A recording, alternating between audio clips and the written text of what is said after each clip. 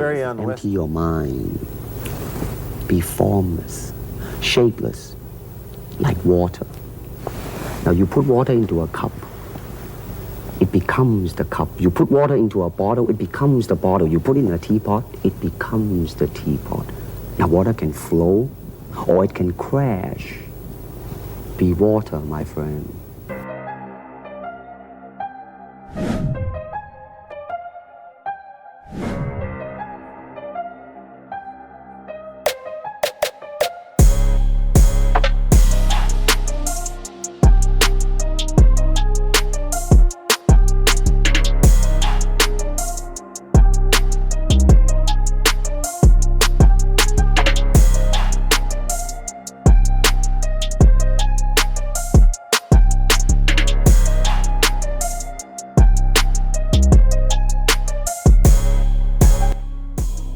Uşaqlıqda Bruce Lee filmlərinə baxanda sadəcə zövq alırdım, düşünmürdüm. Bizim üçün məsələ sadə idi. Bruce Lee yoxsa Van Damme? Kim daha güclüdür, kim daha yaxşı döyüşür? O vaxt Bruce Lee mənim üçün əfsanəvi bir bədən idi. İndi isə onun filmlərinə yox, sözlərinə və düşüncələrinə qayıdıram. Və etiraf edim ki, bu dönüş həm qəribə, həm də biraz həyəcan vericidir.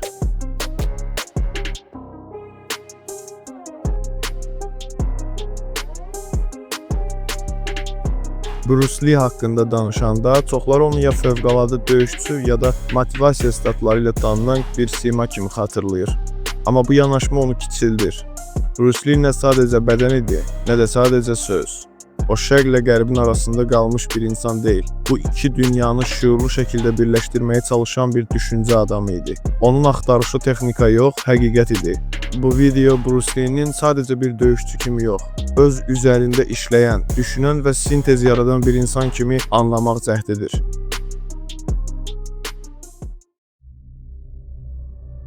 Bruce 1940-cı ildə San Francisco'da doğuldu. Lakin uşaqlığını Hong Kong'da keçirdi. Gənclik illərində həm klassik Çin təhsili aldı, həm də qərb mədəniyyəti ilə erkən tanış oldu. ABŞ-a qayıtdıqdan sonra Washington Universitetində fəlsəfə üzrə təhsil aldı. Eyni dövrdə həm döyüş sənətləri ilə məşğul olur, həm də fəlsəfə, psixologiya və qərb düşüncə tarixini oxuyurdu. Onun həyatı əvvəlcədən yazılmış bir yol deyildi. O özünü addım-addım formalaşdıran bir insan idi. O fəlsəfəni yaşamaq üçün oxuyurdu. Qeydlər aparması, daim yazması və düşüncələrini sistemləşdirilməsi bunun sübutudur. Onun məşhur Zip bloknotu sadəcə xatirə yox, özünü analiz aləti idi. Bu qeydlərdə o təkcə döyüşdən deyil, ideyaların mənşəyindən, bilik anlayışından və insanın daxili inkişafından bəhs edirdi. Məsələn, ideyaları üç növə ayırması: anadan gəlmə, təcrübədən yaranan və insanın özü tərəfindən formalaşdırılan ideyalar. Bu, onun klassik fəlsəfə ilə tanışlığını açıq göstərir. Bu, təsadüfi mistik düşüncə yox, strukturlaşdırılmış analizidir.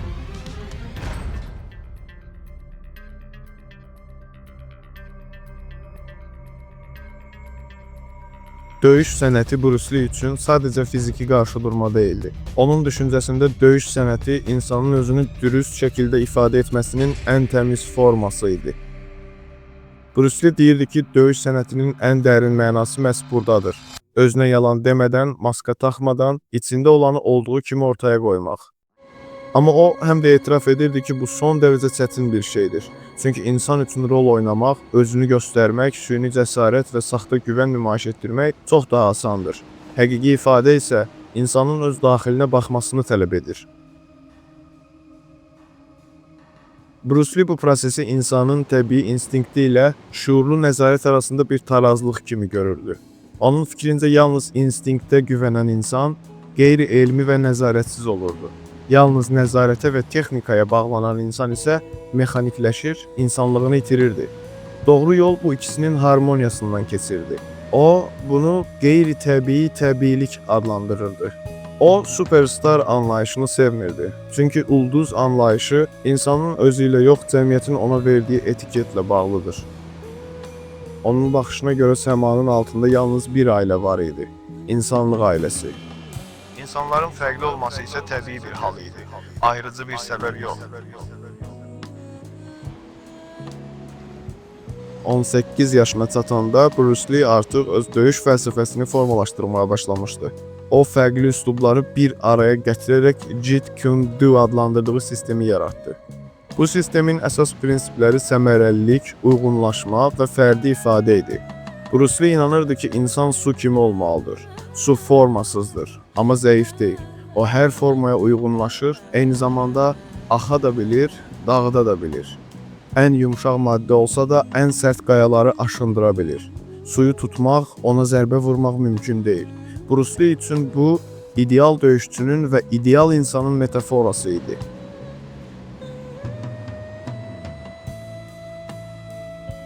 Onun fikrincə döyüş sənətinin mahiyyəti yenə də özünü dürüst ifadə etmək idi. O deyirdi ki, nümayiş etdirmək, təsir bağışlamaq, mürəkkəb hərəkətlər göstərmək asandır. Amma özünü aldatmadan, içində olanı olduğu kimi ortaya qoymaq ən çətin şeydir. O bunu oynamadan oynamaq və ya oynayaraq oynamamaq kimi izah edirdi. Bu ifadə ilk baxışda qarışıq səslənsə də demək istədiyi aydın idi. Süni rollardan azad olmaq.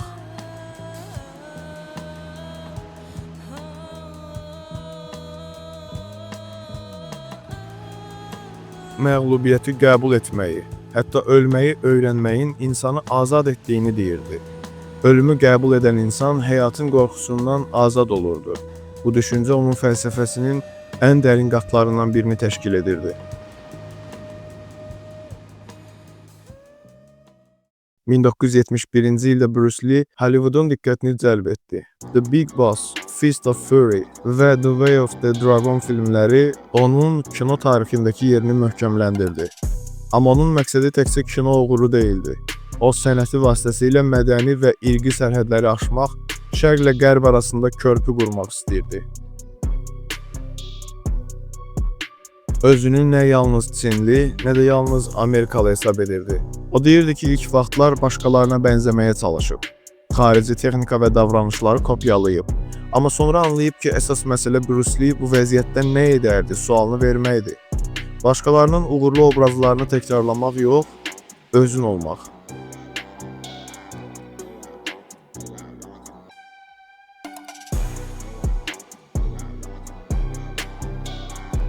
Onun fəlsəfəsi zamanla dəyişir və inkişaf edirdi. O deyirdi ki, bütün biliklər sonda özünü tanımağa aparır. Onun üçün üslub təhlükəli idi. Çünki üslub düşüncəni dondurur. O isə davamlı inkişaf prosesinə inanırdı. Hand-wise is very slow. Oh, is it? And you push it out, but all the time you are keeping the continuity going. Bending, stretching, everything, suppose, you just keep it moving. It's like a ballet dancer there. Yeah, it is. I mean, to them, you see, the idea is running water never grows stale. So you gotta just keep on flowing. Şeirlərində daxili düşüncələrini, sevgini və təbiətlə harmoniyanı ifadə edirdi. Səssiz Fleyta şeirində yazdığı bu sətirlər onun həyat fəlsəfəsini açıq şəkildə göstərir. İndi anlayıram ki, özümü yandırmadan işığı tapa bilməyəcəm.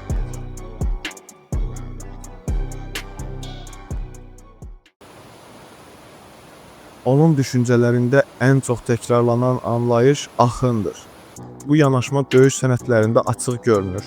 O rəqibə qarşı əvvəlcədən hazırlanmış sxemlə yox, anın içində reaksiya verməyi üstün tuturdu. Bu, Zen fəlsəfəsindəki Mushin anlayışı ilə səsləşir. Artıq düşüncələrdən azad zehin. Bruce Lee anda olmaq ideyasını romantikləşdirmirdi. O bilirdi ki, artıq düşüncə reaksiya sürətini azaldır. Buna görə də zehni sadələşdirmək onun üçün texniki üstünlük idi.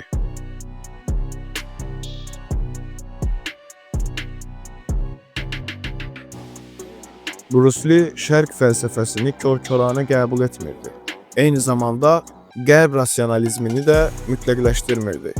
Şərq ona müşahidə, səbir və daxili balans vermişdi. Qərb isə analiz, struktur və tətbiq bacarığı qazandırmışdı. O bu iki xətti bir-birinə qarşı qoymadı. Onları birləşdirdi. Bruce Lee üçün problem tərəf seçmək deyildi. Problem sintez yaratmaq idi.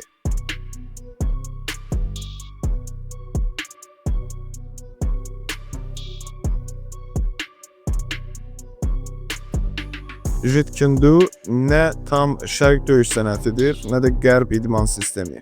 O üslub deyil, mövqedir. Bruce Lee hesab edirdi ki, ənənə çox vaxt mahiyyəti qorumaq əvəzinə formanı qoruyur. Qərb isə formanı dağıdır, amma bəzən mənanı da itirir. Jeet Kune Do bu iki ifratın arasında bir yol idi. Burada əsas prinsip sadədir. Ən qısa, ən effektiv, ən təbii hərəkət. Döyüşçü bir üsluba bağlandıqda seçim imkanlarını itirir.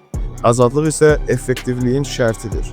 Ölüm oyunu filmi bu fikrin simbolik ifadəsi idi. Müxtəlif üslublara qarşı yalnız axıcı və sərbəst yanaşma qalib gəlirdi. Bu təkcə döyüş haqqında mesaj değildi. Bu, həyat haqqındaydı.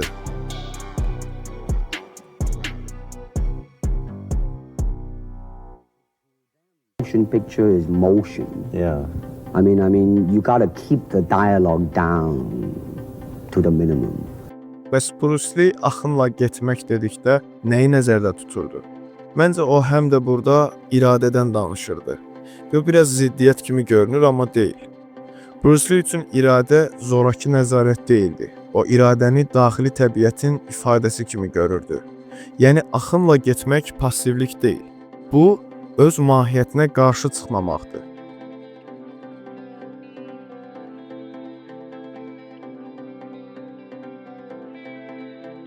O hesab edirdi ki, insanların çoxu özünü yox, başqalarının gözləntilərini yaşayır. Cəmiyyət uyğunlaşmanı tələb edir. Amma tarixdə iz buraxanlar uyğunlaşmayanlardır. İnsan öz təbiətinə qarşı çıxdıqda sözləri də, hərəkətləri də gücsüzləşir. Onun faydalını götür, faydasızı at prinsipi də buradan gəlir. Bilik insanı qəlibə salmamalıdır. O insanın özünü daha aydın ifadə etməsinə xidmət etməlidir.